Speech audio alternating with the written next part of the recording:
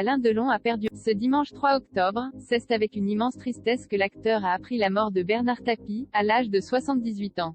Très proche de l'homme d'affaires, le comédien lui a rendu un hommage déchirant sur l'antenne de LCI, dans un entretien accordé à Darius Roche. On s'adorait, j'espère qu'il est bien, l'un aidait souvent l'autre, a commencé Alain Delon, qui a ressenti une peine atroce en apprenant le décès de son ami. Il a ensuite rendu hommage à Bernard Tapie, à sa ténacité face à la maladie et sa dignité lors des derniers moments.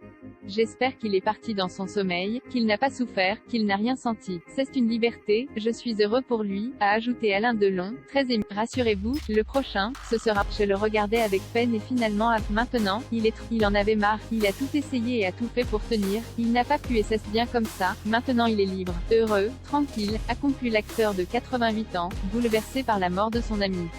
Il a tout fait en fonction de son âme et de son cœur et c'était très beau, je le regrette infiniment. Très proche de Bernard Tapie, il était d'ailleurs sorti de son silence en mai dernier pour souhaiter du courage à son ami, qui avait une force de caractère superbe, face à la maladie. Il supporte son mal depuis de nombreuses années. Je ne suis pas du tout inquiet, parce que je le connais, il est très fort, très puissant, confiait Alain Delon.